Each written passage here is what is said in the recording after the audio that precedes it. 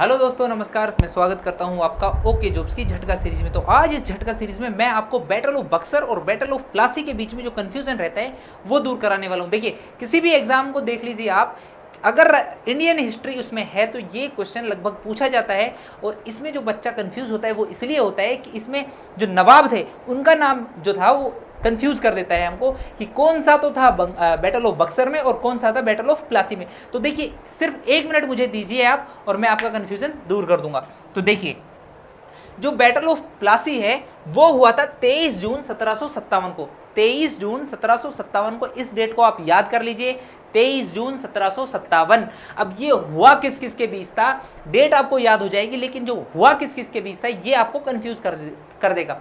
तो देखिए, मैं लिखता हूं सी, मैंने देखा प्लासी में सी, तो कुछ दिमाग मत लगाइए आप तो सी को पकड़ लीजिए। सी फॉर क्लाइव और सी फॉर सिराजुद्दौला, यानी कि जो अंग्रेजों की तरफ से था वो था क्लाइव, और जो अपना बंगाल नवाब था, बंगाल बंगाल जो नवाब था वो था सिराज उद दौला। तो आपने सिर्फ सी को पकड़ना है, सी फॉर क्लाइव, CLIVE, और सी फॉर सिराज उद्दौला। देखा, आपने याद कर लिया है Siraj Uddaula, C for Sirajuddaula, C for Clive.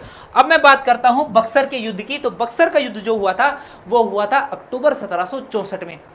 इसमें हुआ यह थे कि एक अंग्रेज अधिकारी था, नाम था उसका हेक्टर मुनरो।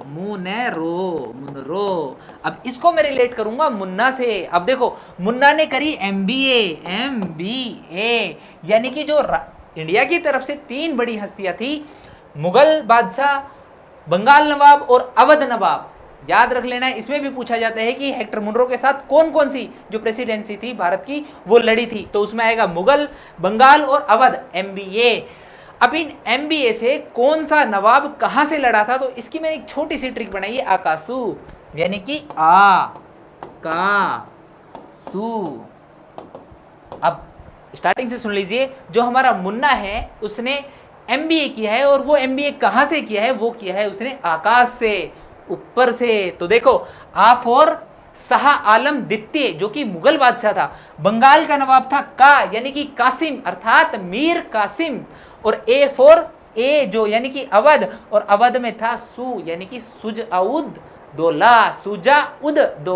तो आपको बैटल ऑफ प्लासी और बैटल ऑफ बक्सर के बीच में जो कंफ्यूजन था वो आपका दूर हो चुका है। बस इस ट्रिक को आप 2-4 रिमाइंड कर लीजिए। अगर आप चाहते हैं कि मैं आपको ऐसे ही कंफ्यूजन्स को दूर करता रहूं तो आप हमारे साथ लगातार बने रहिए, और मेरे को जो सजेशंस हैं आपकी वो कमेंट बॉक्स में दीजिए, क्योंकि अभी तक मैंने आपसे सजेशंस नहीं मांगी थी। अब मैं चाहता हूं कि आप मुझे सजेस्ट करें कि किसके ऊपर मैं ट्रिक बनाऊं, या तो किस में ज़्यादा आपको कंफ्यूजन रहता है। ठीक है, तो थैंक यू सो मच, देखते रहिए, हमारे साथ बने रहिए। Okay jobs.